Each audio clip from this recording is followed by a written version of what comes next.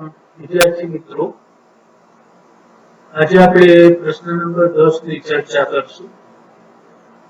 વર્ગીકરણના સાધનો વિશે માહિતી આપો તથા તેના નામ જણાવી અને દરેકની ઉપયોગિતા જણાવો. આ પ્રશ્નને બીજી રીતે એમ પણ પૂછી શકાય કે ટૂંક નોંધ લખો વર્ગીકરણના સાધનો. તો જ્યારે આપણે કોઈ સજીવનું વર્ગીકરણ કરીએ છીએ ત્યારે એ વર્ગીકરણ કરવા માટેની એક નિશ્ચિત પદ્ધતિ છે અને એ વર્ગીકરણ છે એ ચોક્કસ રીતે થતું હોય છે. અને આ વર્ગીકરણની અંદર આપણે કેટલાક સાધનો છે જેને આપણે કહીએ ટૂલ્સ જેને આપણે કહીએ એનો પણ ઉપયોગ છે એ થતો હોય છે. તો વર્ગીકરણની અંદર 4 સાધનોનો ઉપયોગ થાય છે. એક વનસ્પતિ સંગ્રહાલય, વનસ્પતિ ઉદ્યાનો, મ્યુઝિયમ કે સંગ્રહાલય અને પ્રાણી ઉદ્યાનો. આમ આપણે જોઈએ તો જ્યારે આપણે કોઈ પણ વનસ્પતિ કે પ્રાણીનો વર્ગીકરણની દ્રષ્ટિએ અભ્યાસ કરીએ છીએ તો એની જાણકારી આપણને ખેતીવાડીની અંદર એટલે કે કૃષિની અંદર ઉપયોગી થાય છે. ફોરેસ્ટ્રી જેને કહેવામાં આવે, જંગલ વિદ્યા, એ વન વિદ્યાની અંદર જંગલોના બચાવ અને ઉછેરમાં આપણને ઉપયોગી થાય છે. ઉદ્યોગોની અંદર એ ઉપયોગી થાય છે.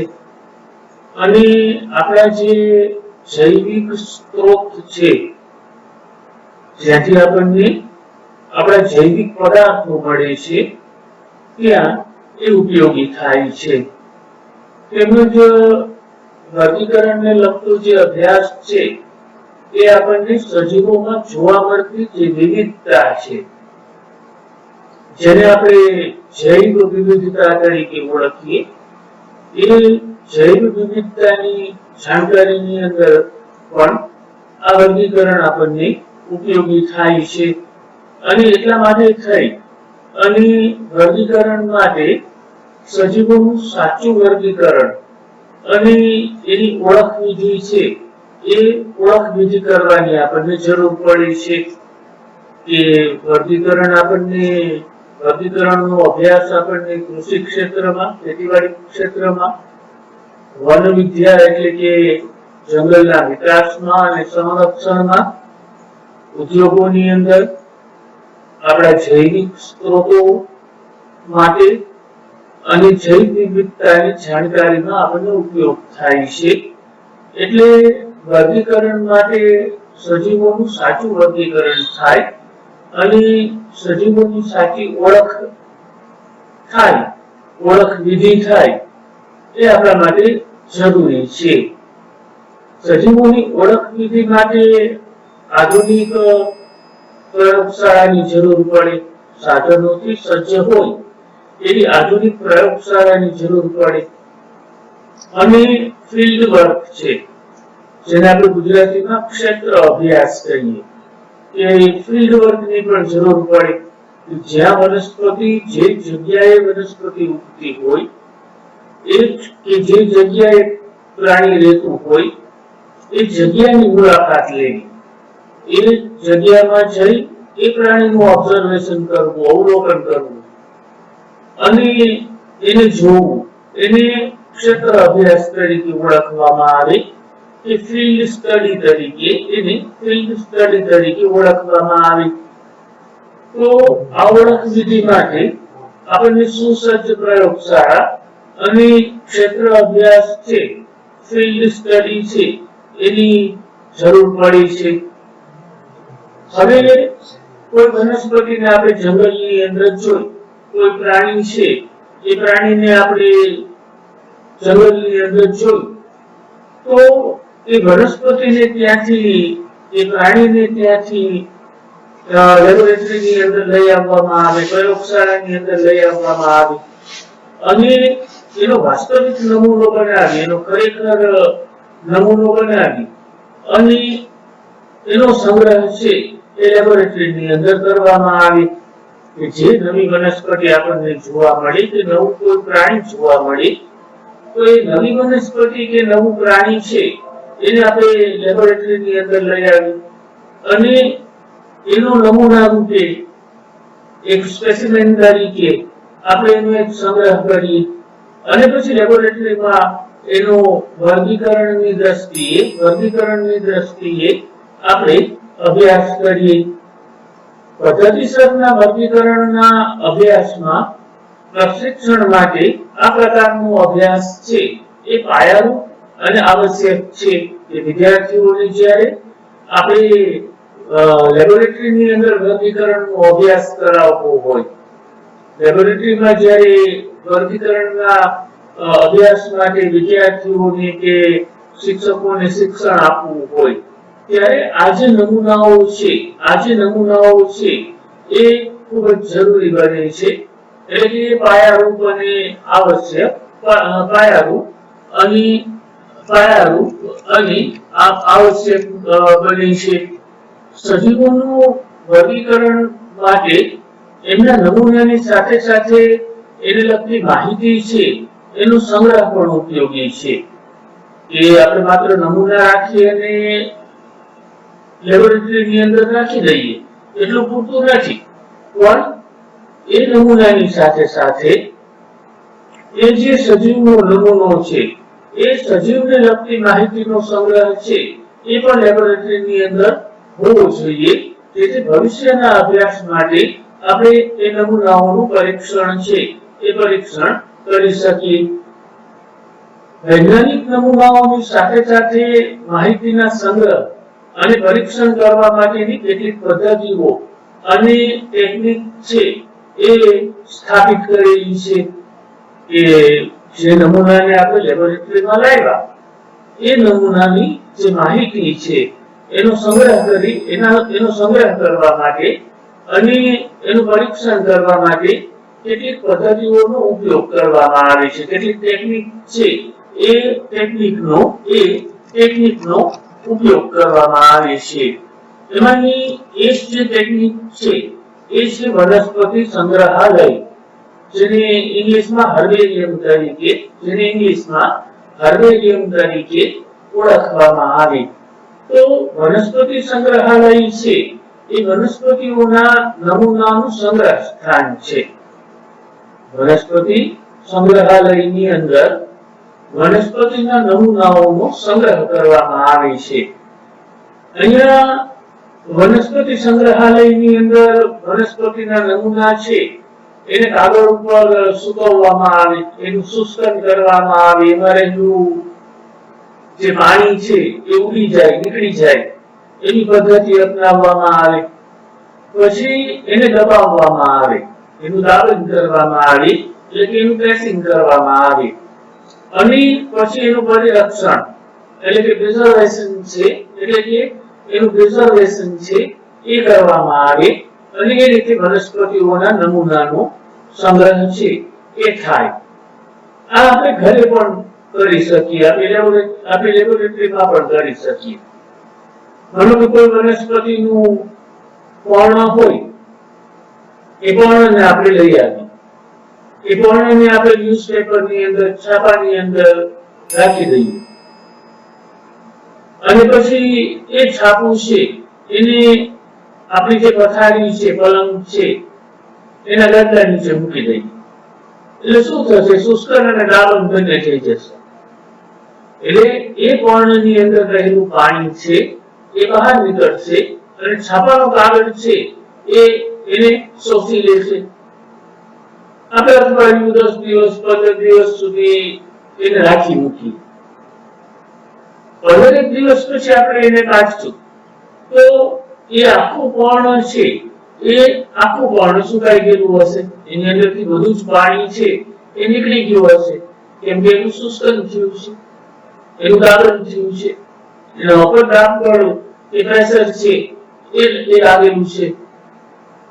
પછી એને એ બગડે નહીં એટલા માટે થઈ અને જે કેટલાક પ્રિઝર્વેટિવ આવે છે, કેટલાક એવા રસાયણો આવે છે, એ જે જીવાણુ જાણીતું રસાયણ ફોર્માલ્ડિહાઇડ છે, જેને ફોર્મેલિન તરીકે ઓળખવામાં આવે, એની અંદર એને થોડો સમય સુધી મૂકી અને ફરી પાછું કાઢી લઈએ અને એને સાફ કરી લઈએ. પછી આપણે એક ડ્રોઈંગ શીટ લઈએ. એ ડ્રોઈંગ શીટને હવે આપણે હર્બેરિયમ શીટ કહેશું. એ ડ્રોઈંગ શીટ છે એને આપણે હવે હર્બેરિયમ શીટ કહેશું.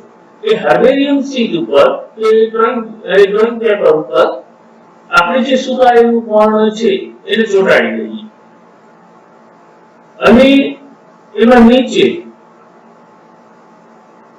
નીચે સાઈડમાં આપણે કઈ તારીખે લીધું પર્ણ, કઈ જગ્યાએથી એ પર્ણ લીધું, એનું એ વનસ્પતિના પર્ણ, જે વનસ્પતિનું પર્ણ લીધું છે એ વનસ્પતિનું અંગ્રેજી નામ શું છે, એનું સ્થાનિક નામ શું છે, એનું દ્વિનામી નામકરણ પદ્ધતિ પ્રમાણેનું શાસ્ત્રીય નામ શું છે, એનું કુળ કયું છે અને એ એકત્ર કોને કર્યું છે, આ હર્બેરિયમ છે એ કોને બનાવ્યું, એની માહિતી છે એ નીચે આપણે લખી નાખીએ.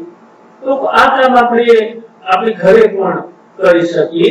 બહુ સહેલું કામ છે, જેને આપણે પ્રેક્ટિકલની અંદર આગળ ઉપર લેબોરેટરીમાં જોશું અને તમારે બધાએ આ વસ્તુ છે બનાવવાની આવશે, પણ ત્યારે તમને વધારે સારી રીતે સમજાશે. પણ વનસ્પતિ સંગ્રહાલય છે એની અંદર માત્ર વનસ્પતિના નમૂનાઓનો સંગ્રહ થાય અને આ નમૂનાઓ છે એ કાગળ ઉપર એનું શુષ્કન, રાબન અને પરિરક્ષણ કરેલા હોય અને આ નમૂનાને જે વિશ્વમાન્ય વર્ગીકરણ પદ્ધતિ છે એ પ્રમાણે ગોઠવવામાં આવે. આ હર્બેરિયમ શીટ ઉપર એના વર્ણનની સાથે સાથે નમૂનાઓના ભવિષ્યની ઉપયોગિતા માટે પણ એ સંગ્રહ સ્થાન છે બને છે. આપણે એકત્ર કર્યાની તારીખ, જગ્યા, અંગ્રેજી નામ, સ્થાનિક નામ, વનસ્પતિ શાસ્ત્રીય નામ, કુળ અને એકત્ર કરનારનું નામ વગેરે માહિતી છે એ હર્બેરિયમ શીટ ઉપર લખેલી હોય છે. વનસ્પતિ સંગ્રહાલયો છે એ વર્ગીકરણના અભ્યાસની અંદર સંદર્ભ ગ્રંથ તરીકે, એ સંદર્ભ સાહિત્ય તરીકે પણ કાર્ય કરે છે. એટલે કે એ રેફરન્સ બુક તરીકે અથવા રેફરન્સ લિટરેચર તરીકે પણ કાર્ય કરે છે. વનસ્પતિ સંગ્રહાલયની અંદર જ્યાં નમૂનાઓ રહેલા હોય એ નિર્જીવ હોય. વનસ્પતિ સંગ્રહાલયની અંદર જ્યાં નમૂનાઓ રહેલા હોય એ નિર્જીવ હોય. હવે વનસ્પતિ ઉદ્યાનોની આપણે વાત કરી. આપણે જોયું કે સંગ્રહ સ્થાનની અંદર નિર્જીવ નમૂનાઓ છે, જ્યારે વનસ્પતિ ઉદ્યાન છે જેને બોટાનિકલ ગાર્ડન તરીકે ઓળખવામાં આવે, એ બોટાનિકલ ગાર્ડનની અંદર દરેક અલગ અલગ વનસ્પતિ છે એ જીવંત હોય. એમ કે ગાર્ડન છે એટલે ગાર્ડનની અંદર પણ એક જીવવિજ્ઞાનની દ્રષ્ટિએ, વનસ્પતિ શાસ્ત્રની દ્રષ્ટિએ ગાર્ડન છે એટલે એને બોટાનિકલ ગાર્ડન તરીકે, વનસ્પતિ ઉદ્યાન તરીકે ઓળખવામાં આવે. અહીંયા જીવંત વનસ્પતિના નમૂનાઓ છે આપણને જોવા મળે. આપણને આખું વૃક્ષ છે એ આખું વૃક્ષ જોવા મળે. કેટલીક વનસ્પતિઓ આપણે ત્યાં નથી થતી, આફ્રિકાની અંદર થાય છે. તો આફ્રિકાથી આપણે એના બીજ લઈ આવીએ, એના છોડ લઈ આવીએ. રશિયાથી આપણે એના બીજ અને છોડ છે લઈ આવીએ અને અહીંના વાતાવરણની અંદર એનો ઉછેર કરીએ. અહીંના ગાર્ડનની અંદર આપણે એનો ઉછેર કરીએ. ખાસ કરીને ઓળખ નિધિના હેતુ માટે આ ઉદ્યાનોની અંદર વનસ્પતિની જાતિઓ છે એ ઉછરેલી હોય છે. એ ઘણી વખત આપણે ટેક્સ્ટબુકની અંદર લક્ષણો છે એ જોતા હોઈએ, વાંચતા હોઈએ, પણ એ જ ટેક્સ્ટબુકને લઈને જ્યારે આપણે બોટાનિકલ ગાર્ડનમાં જઈએ અને એ જ વનસ્પતિ આપણી સામે જીવંત સ્વરૂપે હોય ત્યારે આપણે લક્ષણોને વાંચતા જઈએ અને એ વનસ્પતિની અંદર આપણે જોતા જઈએ. તો આપણને અભ્યાસની અંદર સરળતા છે એ સરળતા રહે. એટલે ઓળખ નીતિના હેતુ માટે આ ઉદ્યાનોમાં વનસ્પતિની જાતિઓ છે એ ઉછરેલી હોય છે. અહીંયા દરેક વનસ્પતિ ઉપર એનું શાસ્ત્રીય નામ કે વૈજ્ઞાનિક નામ હોય અને એનું કુળ સૂચવતી એક તકતી છે, એક પ્લેટ છે એ લગાવેલી હોય છે. ઇંગ્લેન્ડની અંદર ક્યુ ગાર્ડન છે, એ દુનિયાનો સારામાં સારો બોટાનિકલ ગાર્ડન છે. કલકત્તાની અંદર ઇન્ડિયન બોટાનિકલ ગાર્ડન છે. કલકત્તાની અંદર, હાવડાની અંદર આપણા ભારતમાં ઇન્ડિયન બોટાનિકલ ગાર્ડન છે. લખનૌની અંદર નેશનલ બોટાનિકલ રિસર્ચ ઇન્સ્ટિટ્યૂટ છે, એ નેશનલ બોટાનિકલ રિસર્ચ ઇન્સ્ટિટ્યૂટ રહેલ છે. આપણા ગુજરાતની વાત કરીએ તો ગુજરાતની અંદર પણ આ બોટાનિકલ ગાર્ડન આપણને ગાંધીનગરની અંદર જોવા મળે છે. ગાંધીનગરની અંદર પણ એક બોટાનિકલ ગાર્ડન છે એ બનાવવામાં આવ્યો છે. એમાં પણ દેશની જુદી જુદી અનેક વનસ્પતિઓ છે, બીજા રાજ્યોની અનેક વનસ્પતિઓ કે જે ગુજરાતમાં જોવા નથી મળતી, એનો ઉછેર છે ત્યાં થયેલો છે. તો કેટલાય એકરોની અંદર, બહુ મોટી જગ્યાની અંદર આ પ્રકારના ગાર્ડન છે એ બનાવવામાં આવે અને ઓળખનિધિના હેતુ માટે થઈ અને આપણને આ વનસ્પતિ ઉદ્યાન છે એ વનસ્પતિ ઉદ્યાન એ મદદરૂપ થાય. આપણું ત્રીજું જે સાધન છે, આપણે વર્ગીકરણના સાધનોની વાત કરીએ છીએ, તો આપણું ત્રીજું જે સાધન છે એ મ્યુઝિયમ છે. મોટાભાગના મ્યુઝિયમ તમે અત્યાર સુધી જોયા હશે, ઐતિહાસિક મ્યુઝિયમ જોયા હશે કે જેમાં ભૂતકાળના રાજાઓ અને ભૂતકાળની વસ્તુઓ છે એનો સંગ્રહ થયેલો હોય. પણ આજે મ્યુઝિયમની વાત છે, આજે સંગ્રહાલયની વાત છે, એની અંદર વનસ્પતિ અને પ્રાણીઓના નમૂનાઓનો સંગ્રહ થયેલો હોય. આજે અહીંયા જે અત્યારે આપણે મ્યુઝિયમની વર્ગીકરણની દ્રષ્ટિએ આપણે જે વાત કરીએ છીએ, એક તરીકે કે એક ટૂલ તરીકે, એક સાધન તરીકે જે આપણે વાત કરીએ છીએ સંગ્રહાલયની, એ શાળાની અંદર કે કોલેજની અંદર સ્થાપવામાં આવે છે કે આવા જે સંગ્રહ સ્થાનો છે એ સામાન્ય રીતે શાળા અને કોલેજ જેવી શૈક્ષણિક સંસ્થાઓ છે એની અંદર સ્થાપવામાં આવે છે. અહીંયા રહેલ વનસ્પતિઓ, પ્રાણીઓ અને અશ્મિઓ છે એના નમૂનાઓને ભેગા કરી અને એનો અભ્યાસ કરવામાં આવે છે અને સંદર્ભ માટે, રેફરન્સ માટે એનો સંગ્રહ છે એ સંગ્રહ કરવામાં આવે છે. ઘણી વખત એવું બને કે આપણે જે જમીન ખોદતા હોય ત્યારે ઘણા વર્ષો જૂના પ્રાણીઓના અવશેષો છે એ આપણને જમીનમાંથી મળી આવે. હજારો વર્ષ પહેલા કે લાખો વર્ષ પહેલા થયેલા જે પ્રાણીઓ છે એ જમીનની અંદર દટાઈ ગયા હોય અને આજે એના હાડકાઓ, એના અવશેષો છે આપણને મળતા હોય, તો એને અશ્મિ તરીકે ઓળખવામાં આવે. તો મ્યુઝિયમમાં સાચવેલી જે વનસ્પતિઓ છે, પ્રાણીઓ છે અને અશ્મિઓના જે નમૂનાઓ છે એનો અભ્યાસ માટે અને સંદર્ભ માટે સંગ્રહ છે એ કરવામાં આવે છે. કેટલાક નમૂનાઓને મોટા ખોખાની અંદર રાખવામાં આવે, કેટલાક નમૂનાઓને કાચની શીશીની અંદર કે બરણીની અંદર રાખવામાં આવે અને એની અંદર ફેરફાર ન થાય, એના સ્વરૂપની અંદર ફેરફાર ન થાય, યથાવત સ્થિતિ જળવાઈ રહે એટલા માટે થઈ અને પ્રિઝર્વેટિવ છે એનો ઉપયોગ કરવામાં આવે છે. આપણે વાત કરી થોડા સમય પહેલા કે ફોર્મેલિન કે ફોર્માલ્ડિહાઇડ છે એનો આપણે લેબોરેટરીની અંદર પ્રિઝર્વેટિવ તરીકે, એ સંગ્રાહક દ્રાવણ તરીકે ઉપયોગ કરતા હોઈએ. તો સંગ્રહાલયની અંદર નમૂનાઓને મોટા ખોખામાં, કાચની શીશી કે બરણીમાં યથાવત સ્થિતિમાં રાખવા માટે થઈ અને પ્રિઝર્વેટિવ્સનો ઉપયોગ કરી અને એને સાચવવામાં આવે. કીટકો છે જેને આપણે સામાન્ય ભાષામાં જીવડા તરીકે ઓળખીએ, એ જીવડા કે કીટકોને પકડી અને એ બોક્સની અંદર એનું પિનિંગ કરી, એને પિન મારી અને સાચવવામાં આવે. પક્ષીઓ અને સસ્તનો જેવા જે મોટા પ્રાણીઓ છે એના મૃતદેહોને સ્ટફિંગ કરી અને સાચવવામાં આવે. એટલે માનો કે કોઈ પક્ષી છે એ મૃત્યુ પામે પછી એના શરીરમાં નીચેની તરફ કાબુ મૂકી એના અંદરના જે અવયવો છે એ બધા જ અવયવોને કાઢી લેવામાં આવે. એને કાઢી એને થોડું સૂકવી પછી એની અંદર આપણે રૂ ભરી દઈએ અથવા એની અંદર આપણે ઊન ભરી દઈએ અથવા લાકડાનો ભૂકો છે એ લાકડાનો ભૂકો આપણે ભરી દઈએ અને ફરી પાછું એને સીવી લઈએ અંદર આપણે પ્રિઝર્વેટિવ્સ પણ રાખીએ જેથી કોઈ પણ જાતનો સડો ન થાય. તો એના મૂળ સ્વરૂપની અંદર એ પક્ષીનો મૃતદેહ છે એ એમને ભરેલો રહે. આજે એને સાચવવાની પદ્ધતિ છે એને સ્ટફિંગ તરીકે ઓળખવામાં આવે. અને મ્યુઝિયમની અંદર ક્યારેક પ્રાણીઓના કંકાલ એટલે હાડકાં, ક્યારેક પ્રાણીઓના જે કંકાલો છે એ કંકાલનો પણ ઉપયોગ કરવામાં આવે. પ્રાણી ઉદ્યાન